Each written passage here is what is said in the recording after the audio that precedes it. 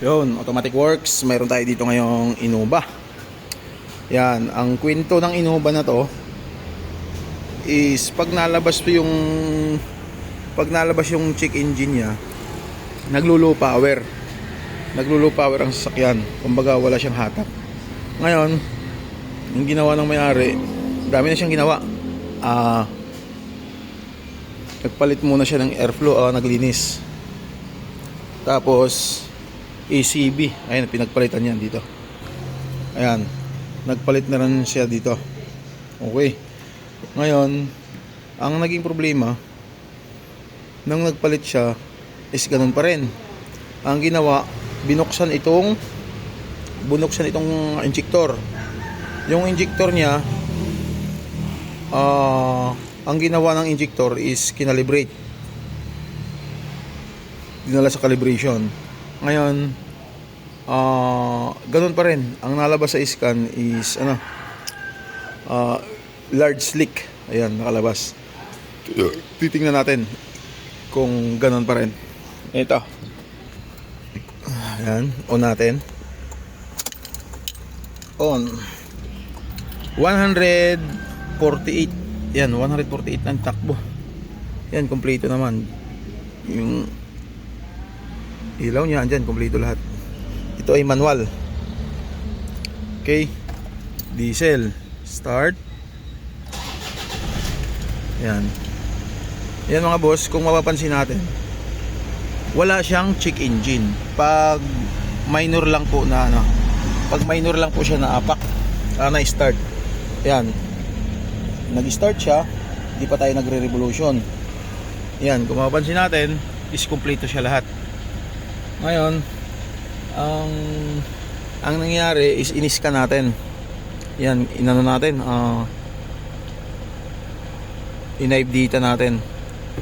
Ngayon, dito, yan, puro may mga reading yan. Ngayon, ang gagawin natin, kasi ang pinaka-ratio niya dito, pag re-revolution siya, ito, revolution natin ha. Pag revolution mo siya ng 1 to 2000 RPM, wala pa siya. Yan, wala pa siya. Okay, wala pa siya. Ngayon, ang gagawin natin dito, yan, bibiritin natin.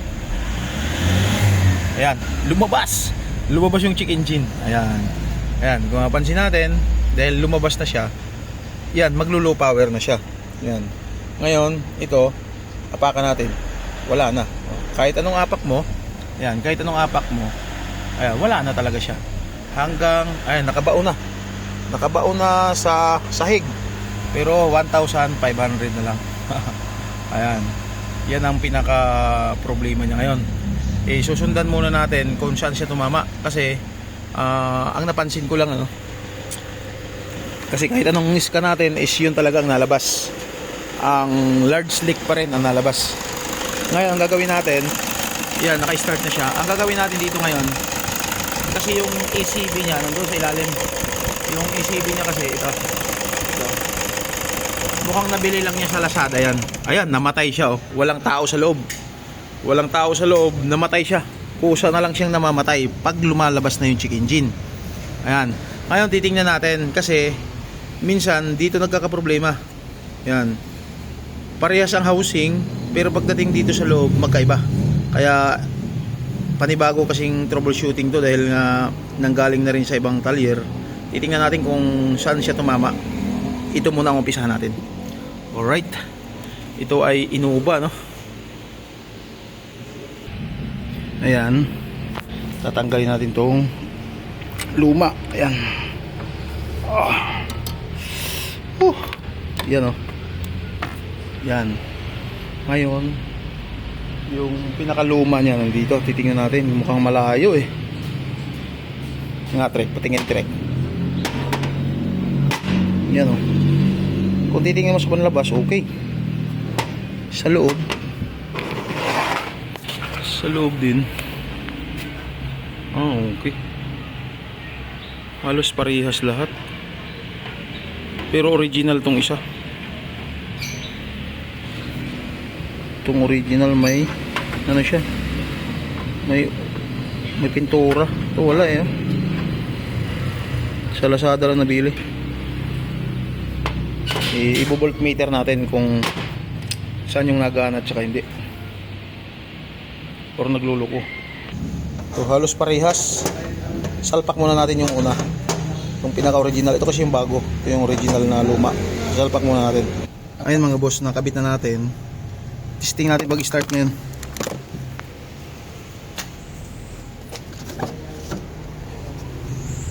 Tingnan mo yung ano.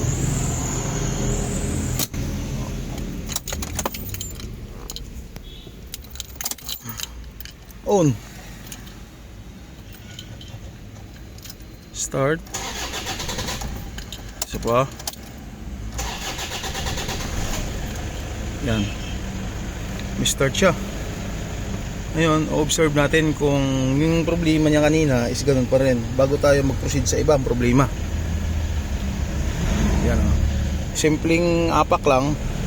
Talagang ano siya. Nataas. Hanggang 2,000 RPM yan. Mga. Oh, walang problema siya.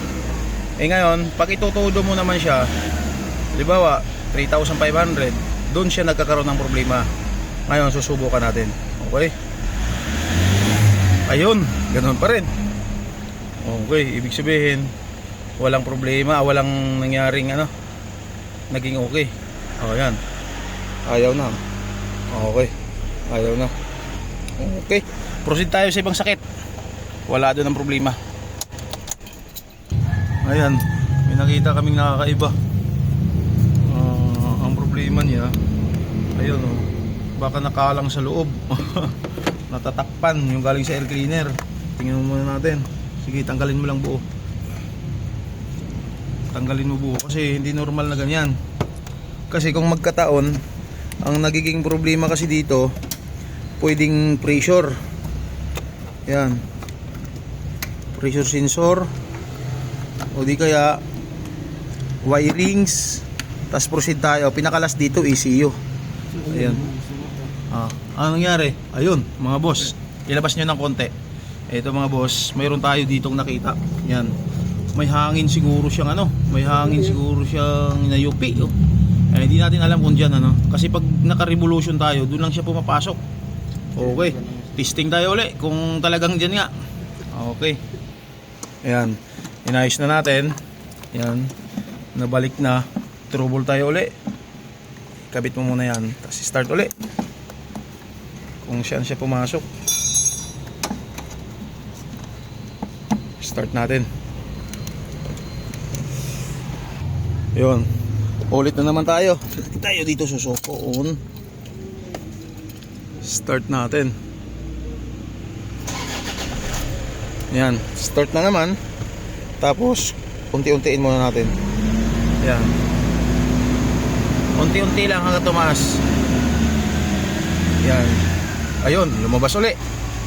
Lumabas uli, wala doon ng problema. Oh, bibitawan natin.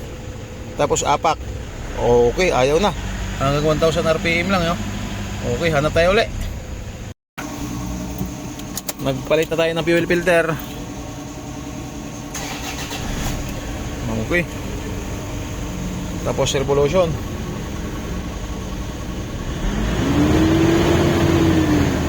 Ayun na. Bumalik na naman large leak.